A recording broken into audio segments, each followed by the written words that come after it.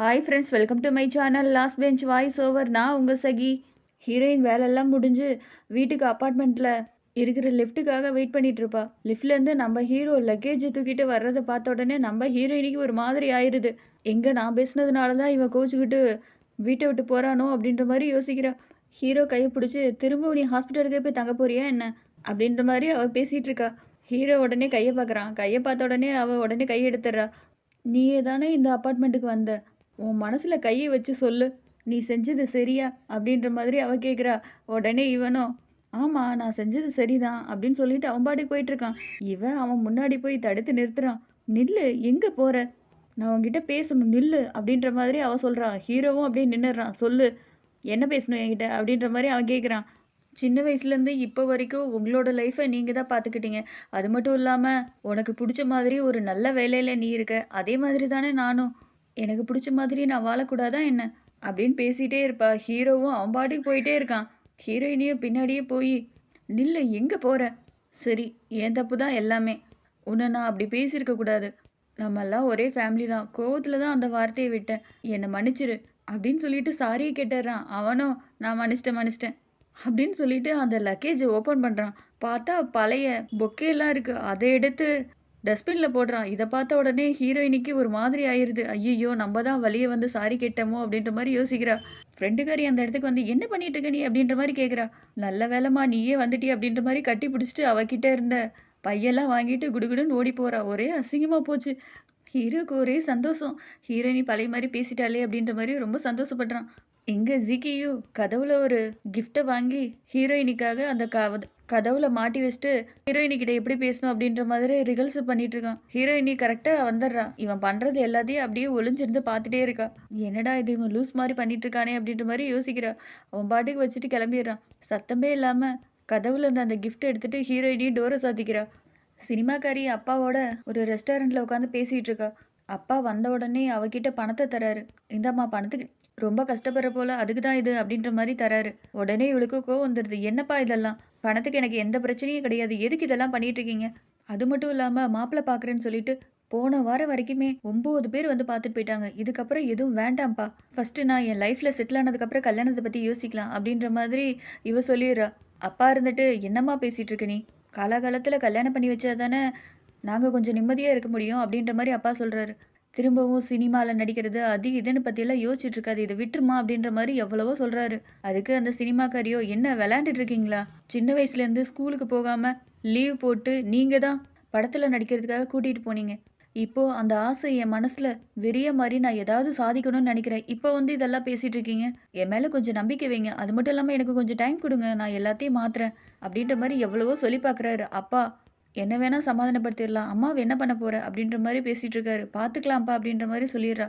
Heroine பஸ்ஸில் போயிட்டே இருக்கா. அவளுக்கு ஒரு கால் வருது. காலில் இருந்தவங்க என்ன பேசுனாங்கன்னே தெரியல. உடனே டிரைவர்கிட்ட போய் பஸ் நிறுத்துங்க அப்படின்ற மாதிரி சொல்கிறாரு. அதாவது இவ சொல்கிறா. அதுக்கு டிரைவரோ என்னம்மா விளையாடுறியா, நடு ரோட்டில் எப்படிம்மா நிறுத்த முடியும், அந்த ஸ்டாப்பிங் வந்தால் தான் நிறுத்த முடியும், கொஞ்சம் பொறுமையாக வெயிட் பண்ணு அப்படின்ற மாதிரி சொல்லிடுறாரு. இவளும் பஸ்ஸு நின்ன உடனே இவளும் குடுகுடுன்னு இறங்கி ஓடி வரா. டாக்ஸிக்காக ஒருத்தர் புக் பண்ணிவிட்டு வெயிட் பண்ணிட்டு இருப்பாரு.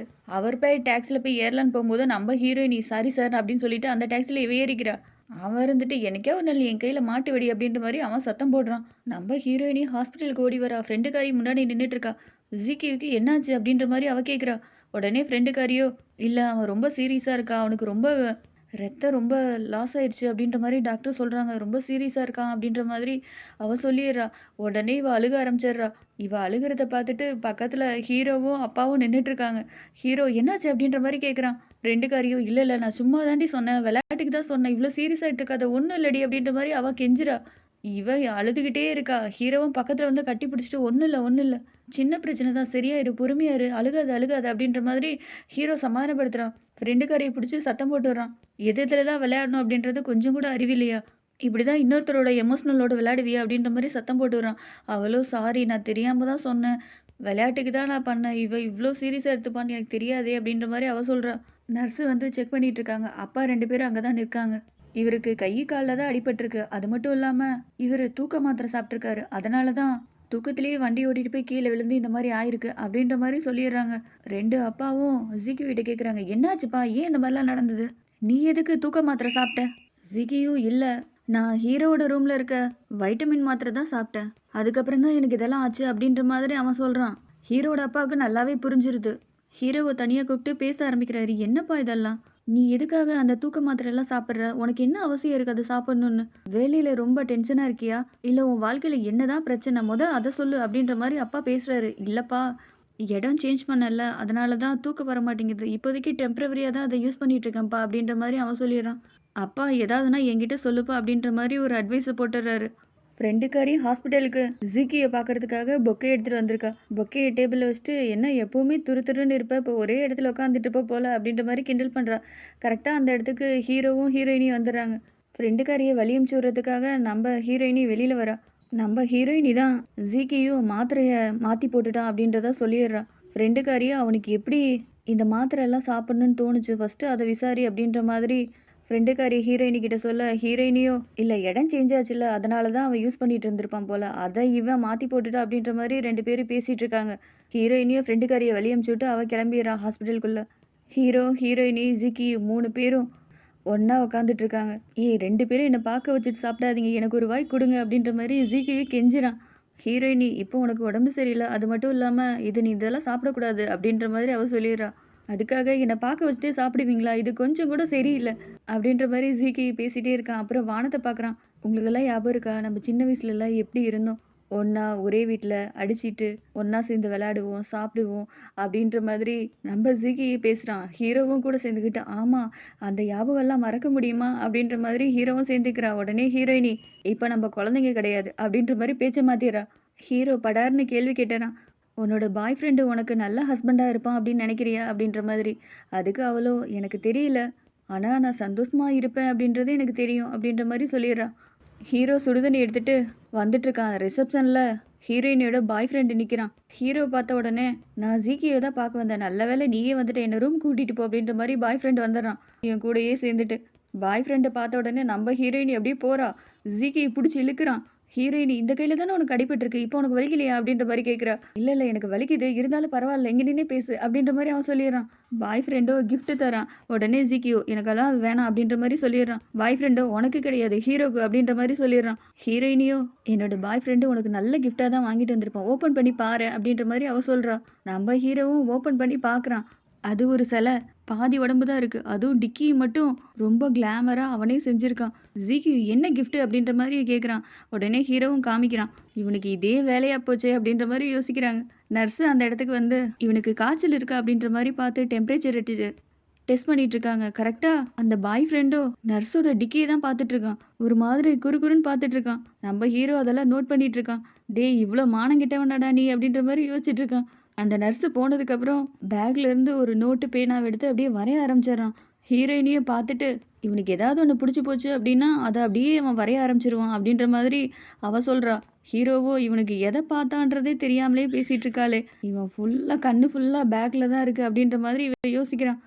ஜிக்கியும் உடம்பு சரியாகி வீட்டுக்கு வரான். ஹீரோ ஹீரோயினி தான் அவனை வீட்டுக்குள்ளேயே கூட்டிகிட்டு வராங்க.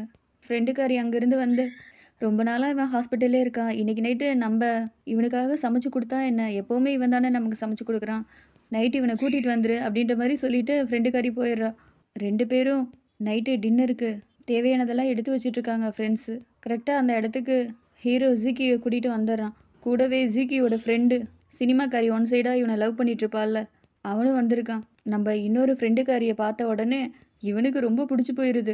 அப்படியே வலிய ஆரம்பிக்கிறான். ஹீரோயினி போய் நீ லவ் பண்ணுற பையன் வந்திருக்காண்டி அப்படின்ற மாதிரி சொல்கிறா. அந்த சினிமாக்காரியோ என் வாழ்க்கையில் நீ தாண்டி விளக்கேற்றி வச்சிருக்க, அவன் கூட பேச முடியாதான் நான் வெயிட் பண்ணிகிட்டே இருந்தேன், நல்ல வேலை நீயே வீட்டில் கூட்டிகிட்டு வந்துட்ட, அவன் முன்னாடி நான் ரொம்ப நல்லா இருக்கணும் அப்படின்னு சொல்லிட்டு மேக்கப் போட ஆரம்பிக்கிறா. இன்னொரு ஃப்ரெண்டுக்காரியோ சீக்கிரம் வாடி அப்படின்னு சொல்லிட்டு 2 பேரும் கிளம்பிடுறாங்க. அப்படியே எல்லாரும் ஒன்றா உட்காந்து சாப்பிட ஆரம்பிச்சிட்ருக்காங்க. ஃப்ரெண்டுக்காரி பக்கத்தில் ஜிக்கியோட ஃப்ரெண்டு உட்காந்துட்டு இருக்கான். அவளுக்கு பீரெல்லாம் எடுத்து எடுத்து கொடுக்குறான். சரி எல்லாம் ஒன்றா உட்காந்து சாப்பிட ஆரம்பிக்கலாமா அப்படின்ற மாதிரி சொல்லிட்டு சாப்பிட ஆரம்பிச்சிட்ருக்காங்க. கரெக்டாக அந்த இடத்துக்கு சினிமாக்காரி வந்துடுறா. ஃப்ரெண்டு பக்கத்துலேயே போய் உட்காடுறா. அவனும் இவளை பார்த்துட்டு பயந்துடுறான். ஏன்னா ஃபுல் மேக்கப்போட வந்திருக்கா. அவங்ககிட்ட போய் உட்காந்து வலிஞ்சு வலிஞ்சு பேசிகிட்டு இருக்கா. எனக்கு அந்த ஜூஸ் எடுத்து தரீங்களா அப்படின்ற மாதிரி அவனும் அப்படியே எடுத்து கொடுத்துட்ருக்கான். ஏன்னா எல்லாரும் அப்படியே உட்காந்துட்டு இருக்கீங்க, வாங்க ஒன்றா சாப்பிட்லாம் அப்படின்ற மாதிரி இவ சொல்கிறா. அவங்க ஏற்கனவே ஆல்ரெடி ஒரு ரவுண்டு முடிச்சிருப்பாங்க. இவ வந்ததுக்கப்புறம் மறுதிருப்பியும் ஒன்றா உட்காந்து சாப்பிட ஆரம்பிக்கிறாங்க. இந்த பக்கம் சினிமாக்காரியோ டிவியை போட்டுவிட்டு மைக்கை வச்சுக்கிட்டு அவள் பாட்டுக்கு பாட்டு பாடிட்டு இருக்கா. கூடவே ஃப்ரெண்டுக்காரியும் இருக்கா. ஜிகியோட ஃப்ரெண்டும் பக்கத்துலேயே உட்காந்துருக்கான். இவகிட்ட அப்படியே கடலை போட ஆரம்பிக்கிறான். உனக்கு யாராவது பாய் ஃப்ரெண்ட் இருக்காங்களா அப்படின்ற மாதிரி கேட்குறான். இவளோ எனக்கு அந்த மாதிரிலாம் ஒன்றும் இல்லை அப்படின்னு சொல்லிட்டு இவ ஒரு மாதிரி பார்க்குறா. உடனே இவன் அப்படியே பேச்சை டைவர்ட் பண்ணுறான். எனக்கு என்னமோ ஜிகியும் நம்ம ஹீரோயினையும் லவ் பண்ணுறாங்களோ அப்படின்ற மாதிரி ஃப்ரெண்டுக்காரன் சொல்கிறான். உடனே அவளோ இல்லை இல்லை இருக்காது, எனக்கு தெரிஞ்சு அந்த மாதிரி இருக்கிறதுக்கு வாய்ப்பே கிடையாது. ஏன் அப்படி சொல்கிற அப்படின்ற மாதிரி இவன் கேட்குறான். அதுக்கு ஃப்ரெண்டுக்காரியோ இல்லை சின்ன வயசுலேருந்து அவங்க க்ளோஸாக இருக்கனால உனக்கு பார்க்குறதுக்கு வேணால் அப்படி தெரியும், எனக்கு அந்த மாதிரி தோணவே இல்லை அப்படின்ற மாதிரி இவ சொல்லிடுறா. சரி அதை விடு, ஹீரோ யாராவது லவ் பண்ணிட்டு இருக்கானா அப்படின்ற மாதிரி இவன் கேட்குறான். அதுக்கு ஃப்ரெண்டுக்காரியோ இல்லை இல்லை எனக்கு எதுவும் தெரியாது அப்படின்ற மாதிரி சொல்லிடுறான். ஏன்னா ஹீரோவை இவ தானே கரெக்ட் பண்ணணும்னு நினைக்கிறா. இவ வெளியில் சொன்னால் மாட்டிப்பா அப்படின்றனால அமைதியாக இருக்கா. ஹீரோயினி அப்படி உட்காந்து சரக்கா அடிச்சிட்டு இருக்கா. ஹீரோ சொல்கிறான் உனக்கு ரொம்ப ஓவர் ஆயிடுச்சு, இதுக்கு மேலே குடிக்காது அப்படின்ற மாதிரி ஹீரோ சொல்கிறான். நம்ம ஹீரோயினியும் ஹீரோ பக்கத்தில் போய் உட்காந்துக்கிட்டு 2 பேர் தோல்லையும் கையை போட்டுக்கிட்டு நீங்கள் வந்ததுக்கப்புறம் தான் என் லைஃப் ரொம்ப நல்லா இருக்குது, என் வாழ்க்கை இப்போ தான் ரொம்ப நல்லா போயிட்டுருக்கு, ஜாலியாக இருக்கேன், நான் ரொம்ப ஹாப்பியாக இருக்கேன் அப்படின்ற மாதிரி போதையிலேயே சொல்லிட்டு இருக்கா. ஜிகி இதெல்லாம் பார்த்துட்டு ரொம்ப சந்தோஷப்படுறான். பரவாயில்லையே இவன் பழைய மாதிரி நம்ம கூட அட்டாச் ஆகுறாளே அப்படின்ற மாதிரி யோசிக்கிறான். ஹீரோ பார்த்து என்னை எப்படியாவது வாஷ்ரூம் கூட்டிகிட்டு போடா அப்படின்ற மாதிரி அவன் சொல்கிறான். அதுக்கு ஹீரோவோ நீ என்ன விளையாடுறியா, இப்போ உனக்கு ஓரளவு உடம்பு சரியாயிடுச்சு, இப்போ நீயே போகலாமேடா அப்படின்ற மாதிரி அவன் சொல்கிறான். என்னை கூட்டிகிட்டு போறியா இல்லையா, ஹாஸ்பிட்டல்லேருந்து வந்து இன்னும் ஒரு நாள் முழுசாக கூட ஆகலாம், இப்போ கூட நீ என்னை கவனிச்சிக்க மாட்டியா அப்படின்ற மாதிரி வெறுப்பேற்றுறான். சரி சரி வா வந்து தொலை அப்படின்ற மாதிரி ஹீரோவும் அப்படியே கூட்டிகிட்டு போகிறான். ஹீரோயின் அப்படியே போதையில் படுத்திருப்பா. ஃபோன் வருது, அதை அட்டன் பண்ணி பேசுகிறா. ஹீரோ இருக்கானா அப்படின்ற மாதிரி கேட்குறாங்க. நம்ம ஹீரோயினையும் அவன் வாஷ்ரூம் போயிருக்கா, நீ யார் அப்படின்ற மாதிரி அவள் கேட்குறானா. தங்கச்சி என்ன தெரியலையா, என் வாய்ஸை கூட கண்டுபிடிக்க முடியல உன்னால், சரி பரவாயில்ல இருக்கட்டும், என் அண்ணன் ரொம்ப நாள்லாம் அங்கே தங்கிட்டு இருக்க மாட்டான், திரும்பவும் இன்னும் 1 மாதத்துக்குள்ளே ரிட்டர்ன் வந்துடுவான் அப்படின்ற மாதிரி அவள் சொல்லிடுறா. நம்ம ஹீரோயினியோ இப்போ தான் கொஞ்சம் சந்தோஷமாக இருக்கா. அந்த ஃபோனை தூக்கி போட்டுட்டு நேராக சோஃபாவில் போய் படுத்துக்கிறான். பக்கத்துலேயே ஃப்ரெண்டுக்கார உட்காந்துருக்கான். என்னடா இவ இப்படி உட்காந்துட்டு படுத்துட்டாளே அப்படின்ற மாதிரி யோசிக்கிறான். ஹீரோ தான் அவளை பெட்ரூம் கூட்டிகிட்டு போய் படுக்க வைக்கிறான். ஹீரோ டேரெக்டாக ஹீரோயினி ரூமுக்கே போகிறான். அவள் கட்டி பிடிச்சிட்டு படுப்பான். அந்த பொம்மையெல்லாம் பார்த்துட்டு அந்த பெட்டு மேலே இவனும் படுத்துக்கிறான். அவள் ஒரு டைரி எழுதுகிற பழக்கம் இருக்குது. அந்த டைரியை அப்படியே எடுத்து வச்சு பார்த்துட்டு இவன் ரொம்ப சந்தோஷப்படுறான். இவன் ஊருக்கு வந்தது எல்லாத்தையும் எழுதியிருக்கா. இதெல்லாம் படித்து பார்த்துட்டு இவன் ரொம்ப சந்தோஷப்பட்டுட்டு இருக்கான். மறுநாள் நம்ம ஹீரோ தான் கிச்சனில் பழம் வெட்டிட்டு இருக்கான். ஹீரோயினி ஃப்ரிட்ஜை ஓப்பன் பண்ணிவிட்டு இன்றைக்கி நீ தான் சமைக்கிறியா அப்படின்ற மாதிரி கேட்டுட்டு ஜிகி பக்கத்தில் வந்து உட்காந்துக்கிறா. உனக்கு ஒரு விஷயம் தெரியுமா, நேற்று அவள் தங்கச்சி எனக்கு கால் பண்ணான், அதாவது ஹீரோ ஃபோனுக்கு கால் பண்ணான், நான் தான் அட்டன் பண்ணி பேசினேன். இன்னும் 1 மாதத்தில் இவன் இங்கேருந்து கிளம்பிடுவானாமா. 1 மாதம் கிடையாது, இந்த 1 மாதத்துக்குள்ளேயே சீக்கிரமாக கிளம்பிடுவான் அப்படின்ற மாதிரி அவள் தங்கச்சி சொன்னான் அப்படின்னு ஹீரோயினி சொல்ல, உடனே ஜிக்கியூ என்ன பேசிகிட்டு இருக்க நீ, நல்ல ஹாஸ்பிட்டலில் நல்ல வேலை பார்த்துட்ருக்கான், இப்போ எப்படி இந்த வேலையெல்லாம் விட்டுட்டு போவான், போகிறதுக்கு வாய்ப்பே கிடையாது, அப்படி போனான்னா திரும்ப வந்துடுவான், நீ கவலைப்படாத அப்படின்ற மாதிரி அவன் சொல்லிடுறான். ஹீரோவும் வந்து உட்காந்து அப்படியே பேச ஆரம்பிக்கிறான். நான் திரும்ப ஊருக்கு போகலான்னு நினைக்கிறேன் அப்படின்ற மாதிரி பேசுகிறான். திரும்பவும் என்னோடய ஃபேமிலியெல்லாம் போய் பார்க்க போகிறேன் அப்படின்ற மாதிரி அவன் சொல்லிடுறான். ஹீரோயினிக்கு ஒரு மாதிரி ஃபீல் ஆயிடுது. நேற்று தங்கச்சி கால் பண்ணியிருந்தா, நீ தான் அட்டன் பண்ணி பேசுனியா அப்படின்ற மாதிரி அவன் கேட்குறான். அதுக்கு ஹீரோயினியும் ஆமாம், அவள் ஏதாவது உங்ககிட்ட வம்பிழுத்திருப்பா, நீ எதுவும் நினச்சிக்காத அப்படின்ற மாதிரி ஹீரோ சொல்கிறான். இல்லை இல்லை பரவாயில்ல அப்படின்ற மாதிரி சொல்லிவிட்டு அவள் கிளம்பிடுறான். ஹீரோ பார்க்குறதுக்காக நம்ம ஹீரோயினியும் ஃப்ரெண்டுக்காரியும் வந்திருக்காங்க. 2 பேரும் ட்ரீட்மெண்ட்டுக்காக தான் வந்திருப்பாங்க. ஹீரோயினி பார்த்துட்டு அப்படியே ஸ்டக்காகி அப்படியே நிற்கிறான். ஹீரோயினி என்னாச்சு அப்படின்ற மாதிரி கேட்குறா. இல்லை இல்லை ஒன்றும் இல்லை அப்படின்னு சொல்லிட்டு இவன் வேலை செய்ய ஆரம்பிக்கிறான். இந்த பக்கம் ஃப்ரெண்டுக்காரியோ ஹீரோ கூட வேலை செய்கிற இன்னொரு டாக்டர்கிட்ட ட்ரீட்மெண்ட் எடுத்துகிட்டு இருக்காங்க. அப்போ அந்த டாக்டரோ, ஹீரோ உனக்கு எத்தனை வருஷமாக தெரியும், ஹீரோயினியும் சின்ன வயசுலேருந்தே பழக்கமா, ஆமாம் எப்படி பழக்கம், ஹீரோ கூட யார் யாரெல்லாம் இருக்கா அப்படின்ற மாதிரி அந்த டாக்டர் கேள்வி மேலே கேள்வியாக கேட்டுட்ருக்கு. அந்த டாக்டருக்கு ஹீரோ மேலே ஒரு கண்ணு, அதனால கேள்வி கேட்டுட்ருக்கு. இவளுக்கு புரிஞ்சு போச்சு, ஆஹா இவ எங்கே சுற்றி வரா அப்படின்றது ஃப்ரெண்டுக்காரிக்கு நல்லாவே புரிஞ்சிருது.